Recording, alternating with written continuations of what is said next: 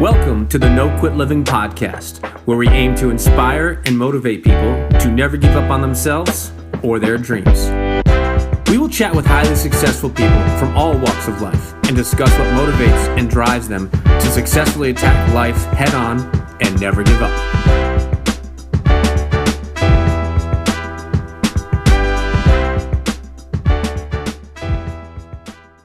Welcome to episode number 46 of the No Quit Living podcast. I'm your host, Christopher J. Worth, and today's theme of the day is obstacles. Our quote of the day comes to us from Michael Jordan. Obstacles don't have to stop you. If you run into a wall, don't turn around and give up. Figure out how to climb it, go through it, or work around it.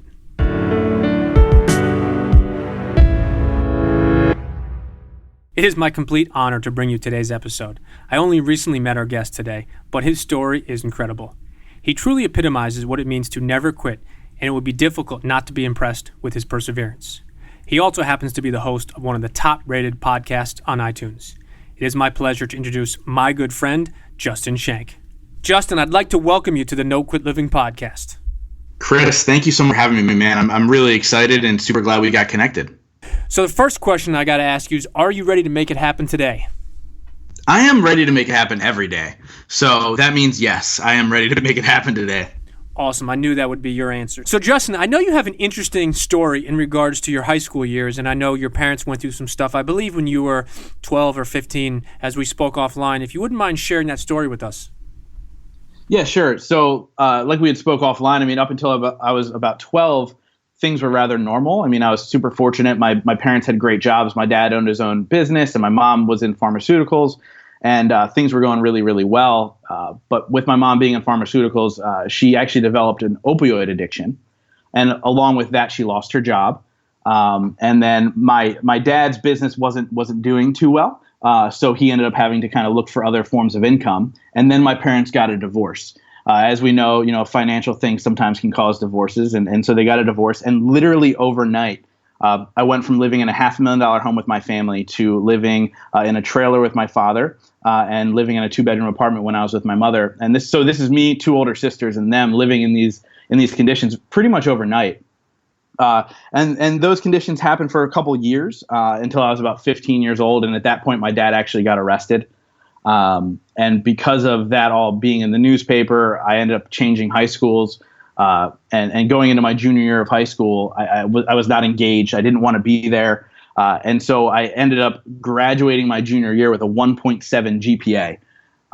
And so most people go, well, how'd you graduate with a 1.7 GPA? Because I'm pretty sure across the country it says that means you failed. But I was at the time seeing an amazing guidance counselor who gave me the opportunity to move forward into my senior year by approaching the principal and saying, hey, look, this kid is a really smart kid. It's because he's got these other things going on. I think that we should pass him on to his senior year and see how he does, because I'm afraid that if we don't do that, he's not going to stick around. But she was probably right. I never really thought of it that way, but there's a good chance I probably wouldn't have stuck around because just schooling wasn't the greatest option for me. So with that being said, I moved on to my senior year, graduated high school towards the bottom of my class. I wasn't last, which is always a plus, but I graduated towards the bottom of my class.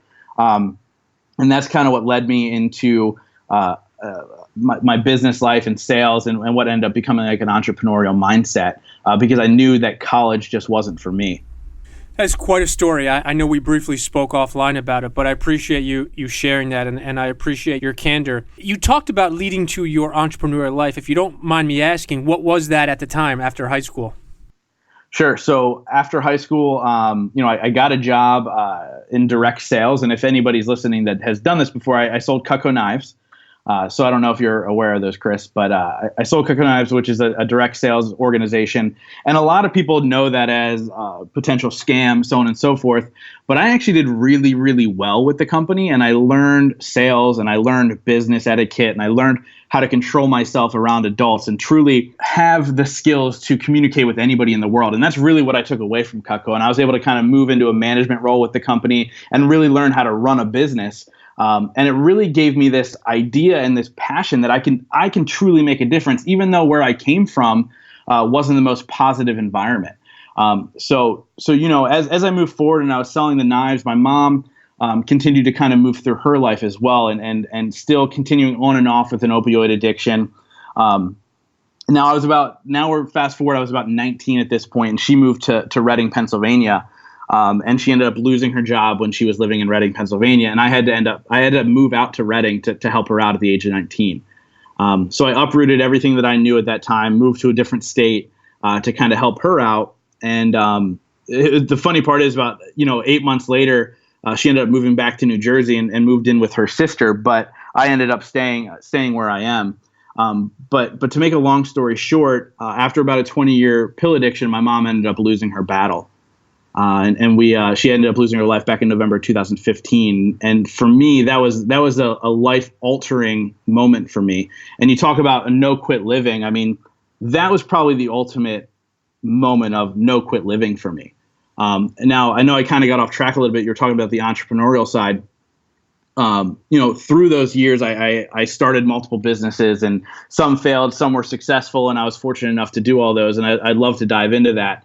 But if you talk about a no quit living, I think that when you lose somebody as close to you as I was to my mom, and you make a purpose and a passion out of it, and you turn it around into what is now the Growth Now movement, actually, I think that's the definition of what no quit living is, if that makes sense. No, I apologize for your loss. I did not know that part of the story, but I really appreciate you sharing that, because you touched on something that's very interesting in the sense that you took a horrific experience in life and you dealt it head on. And that, if that doesn't epitomize the no quit living story or concept, then I don't know what does. But into your last comment, if you wouldn't mind talking a little bit about your podcast, and I know you have some exciting things going on with your show, if you wouldn't mind briefly telling our listeners about that. Sure, man. And I'll rewind a little bit. So when I was about 23 years old, I started a business called Jutbug with a business partner named Zach. And what we did was we put together seminars and expos that focus on personal and professional growth. And so what we would do is we bring in speakers to facilitate the event and speak at them, and then we would make money by selling tickets to the event. And it was rather successful. I mean, we ran one of the first ever nonprofit expos in our county, made a ton of money, and we were just, the ball was rolling. And we truly thought we were on this path of greatness through what we were doing. We were impacting lives in a positive manner. We were growing businesses. We were doing all these things. And so after the nonprofit expo, we took all of that money and we dumped it into a business expo. We paid a speaker a lot of money to come. We paid almost double what we paid the speaker in advertising to try and get people there. And we ended up selling 3 tickets to the event. So needless to say, we lost every dime that we ever made. And that ended up ultimately closing the doors on Jutbug. And years later, people kept asking us, "Hey, are you guys still doing that Jutbug thing?" And and it kept resonating no matter where we would go, wherever we went. "Hey, you guys still doing that thing? You still doing that thing?" And so Zach and I had a conversation one day and we said, "Hey man, people keep bringing this up. Obviously it's a passion of ours to help other people. What can we do now that, resonates in today's world of 2015, 2016 versus, 2009, 2010. And so we came up with the idea to do a podcast, and that podcast was called Jutbug's Growth Now Movement, which took off rather quickly. I mean, we've been played over 120 countries, 40,000 plus downloads, amazing guests, and it just took off like wildfire. And it's created opportunities for both of us. Now you brought up the big shift and the big change that's currently happening. So my former co-host Zach ended up having a kid early in the summer, so we took the summer off. And during that time, life kind of took us in different paths. And I stayed on the whole Growth Now movement path, and Zach ended up moving into a different business opportunity. But we are now relaunching September 19th as the Growth Now movement with myself. And just really, really excited for, what's about to take place and the stories we're about to share and the inspiration that my guests can bring to people, because there's a great power and knowledge and understanding that these super successful people that I interview have had their rock bottom moments. And I just want to continue to bring that to the world. And so starting September 19th, we're relaunching. So relaunching as a new brand, which is just, instead of Jutbug's Growth Now Movement, it's the Growth Now Movement, and it's beyond exciting. No, it is. It is exciting. I've went back and I've listened to quite a few episodes, and I'm excited to hear the new movement, which will be just you without a co-host. And not that that's a good or bad thing, but it's always exciting and a little bit scary in some ways. So I guess the next question I have for you is, who's been your favorite guest that you've had on your show so far? So I don't like to share my favorite guest, just because I don't want to hurt other people's feelings. But touche. With that being said, I've made massive connections with a number of my guests, and have found mentors and coaches and friends. And so with that being said, I now have an amazing relationship and spiritual coach and a woman named Rhonda Smith, who has really had me grow massively in the self-love world and really me loving myself and understanding that, me pushing forward and wanting to help so many people really comes from an inner turmoil and the things that I grew up, going through. And then there's another guy named Chuck Balsamo, who's been a massive leader in my business world and somebody who I'm planning to partner with on a number of projects going forward. And so I wouldn't say they're necessarily my favorite guests, but as far as the connections we have, because I know, Chris, that you and I spoke previously on the phone about how just making these connections is worth all the time and effort that we put into these things. And when I talk about connection and I talk about all those things, I mean, that's what's most important to me. The connections I make. So if I were to look at it selfishly, the great connection that I make is why I do the podcast, but I really, really, really want to shape the world with everybody's story. And there's a ton of great ones. I mean, Jarek Robbins shared a very emotional story about him and his father. If people who don't know, Jarek Robbins is Tony Robbins' son. A guy named Rock Thomas, who talked about 19 businesses that ended in bankruptcy 19 times in a row. And now he is a multimillionaire. And so there's these great stories, whether it be personal stories or business stories, that I'm able to share. So to backtrack around, I don't have a favorite guest, but I have a lot of magical moments that came from the show. No, that I could not echo that more, in the sense that that's the same answer. And that was a loaded question, because I've gotten that question myself. Who's been your favorite guest? And I always kind of avoid it and say, well, my next guest will be my favorite, because you never know. And the way you actually should have answered that question is you should have said, well, it's going to be you, Chris, because you haven't been on my show yet. So touche for that one.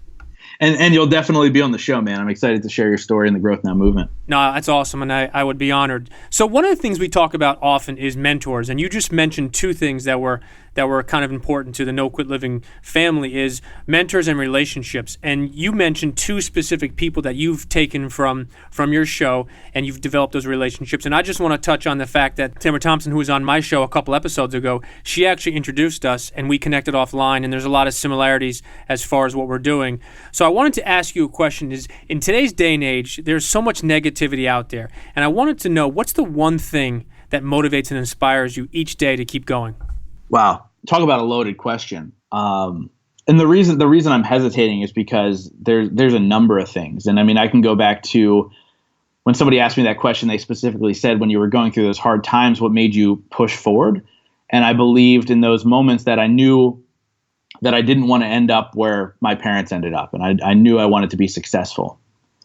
Today, it's twofold. One, I want to make sure that my family is super proud of me and the things that I'm doing. I want to make sure that the decisions I make every single day as an individual would make them proud, but then again would inspire hopefully millions of people one day.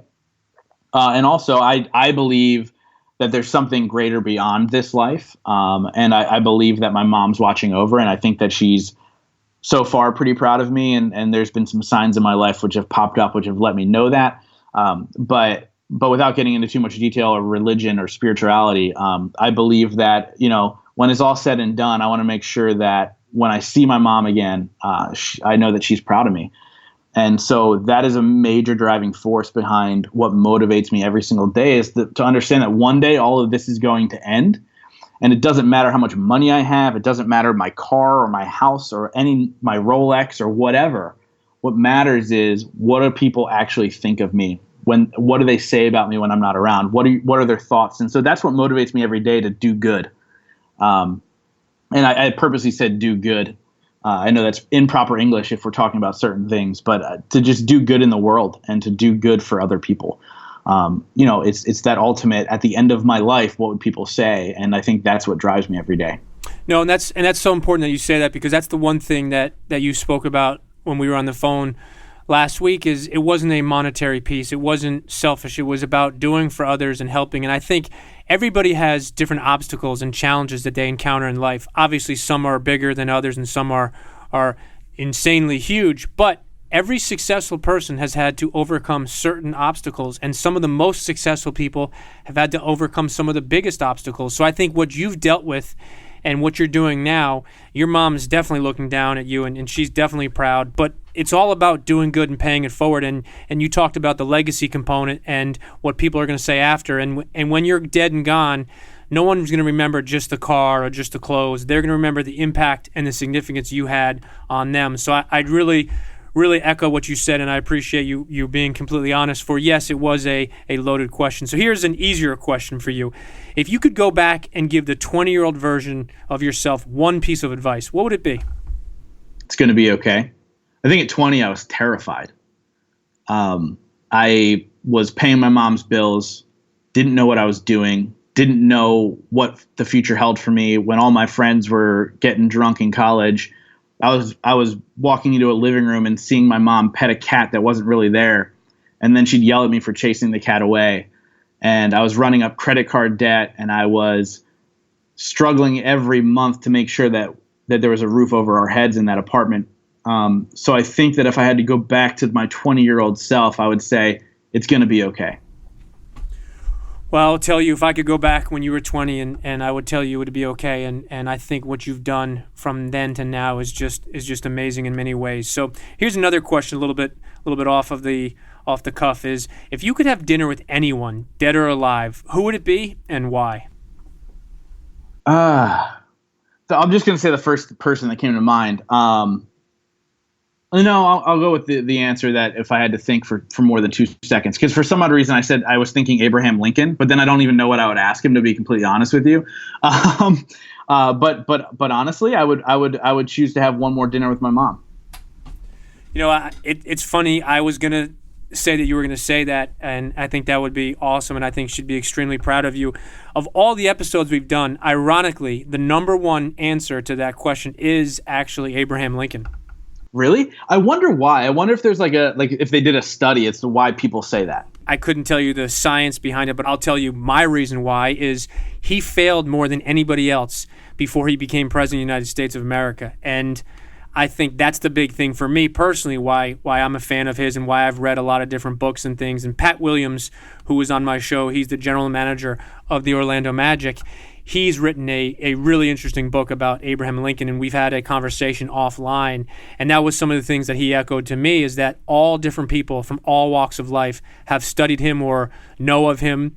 And the thing that they know of him is not just what he did as president. Obviously, everybody knows that he was one of the presidents of the United States of America, but everybody knows about the failures he had before. And it's not one or two. I mean, he lost election after election after election, and his life was just so difficult, but it's the fact that he kept on going. And as gratifying as it was him becoming the president, it was, to me, it's just more amazing the fact that he overcame so much before he actually became president. Yeah, and I think, it's funny, you're absolutely right, and I think that's part of the reason why I'm drawn to him as well, because he's the perfect example of the guy who wasn't supposed to succeed, and he did. And I kind of look at myself a little bit like that as well. But I think that if I sat in front of him, beyond, hey, how'd you overcome all that? I don't think there would be much more beyond that. So I'm glad I thought about it a little bit. But for sure, like Abraham Lincoln, I mean, Walt Disney was similar. I mean, he got shot down 46 times before he got the funding for Disney World. So there's a lot of that perseverance story out there for sure. But Abe Lincoln, hands down, is my favorite president. So he would be a close second. It's funny. I have a plaque in my office that I'm actually just going to read for our listeners because I think it's interesting. And it's an Abraham Lincoln plaque, and in big letters on the top it says perseverance.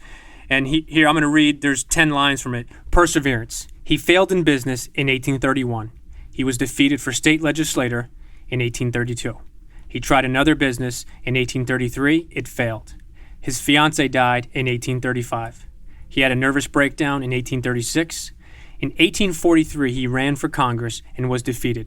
He He tried again in 1848 and was defeated again. He tried running for the state senate in 1855. He lost. The next year he ran for the vice president and lost. In 1859 he ran for the state senate again and was defeated. In 1860, the man who signed the name A. Lincoln was elected the 16th president of the United States. I mean, if that doesn't talk about perseverance, I don't know what does. I love it.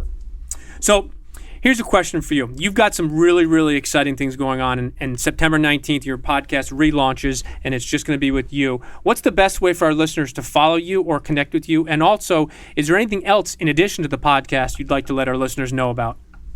Yeah, man. So just a couple things. I'm actually speaking in San Diego at the New Media Summit, let me look up the date really quick. I think it's the week after I relaunch. So it's September 23rd to the 25th, I believe, in San Diego. So I'm speaking at that event. So if you guys are interested in ever being a guest on podcasts and how to properly do it, it's all about there. P.S. I don't make any money off of that. I'm just letting you guys know where I'm at. So beyond that, I do some public speaking, and I also help produce other podcasts. So if you're ever interested in starting your own podcast, I can certainly help you out with that as well. But there's a challenge to your listeners that I'd like to offer. If they have any questions personally that I may be able to help them with, I ask that they shoot me an email at justin@growthnowmovement.com. They can also like us on Facebook by searching The Growth Now Movement. Also on Instagram, and really just follow along on iTunes. I mean, come September 9th, we're ready to roll one episode a week, and Chris is going to be an amazing guest, I'm sure, in the future. And so I'm just excited to share that with everybody. So like I said, everybody, let the growth begin. I hope you guys come along for the movement. Now, did you say September 9th or 19th? 19th. 19th, okay. Just want to make sure. So wanted to ask you before we let you go, do you have any parting words for our listeners? Yeah. It doesn't matter where you are right now, whether you're happy or unhappy. You just have to continue to move forward and make the next right step. That's a great piece of advice. And last question, and I promise it's the easiest one. What is your preferred method of contact? I know you gave your email address. Is it your website too, or is that just the best way for them to get to you? Find me on Facebook. You can shoot me a message there. That's usually pretty easy. I say texting is the easiest, but I'm not going to give out my phone number on this podcast. But yeah, so if you find me on Facebook just by searching Justin Schenck, you can friend me, and I will be more than happy to correspond that way as well. Well, listen, you might not give out your cell phone, but I might give out your cell phone on the podcast. In the intro. By the way, if you want to talk to this guy, his cell phone number is? His cell phone is 123-456-789. Well, listen, Justin, again, I really appreciate you sharing your story with us. I think you've overcome a lot, and as I said, the most successful people in life typically overcome the biggest obstacles, and you've obviously done an amazing thing, and I'm really, really excited for your relaunch of your podcast, which, again, is September 19th, and I would definitely recommend our listeners checking it out. So thank you again for your time as well as your candor and your wonderful piece of advice. Thank you so much, man. I really enjoyed it, and I'm happy to continue to talk with you, have you on my show, and I can't wait to see where all this goes. No, that's awesome, and I appreciate it.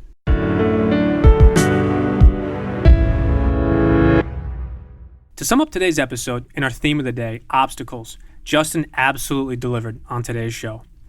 With his parents' divorce, his father being arrested, and his mother's addiction to drugs, Justin has clearly been dealt his fair share of life's challenges. Justin also spoke about his very successful business with his partner, Zach.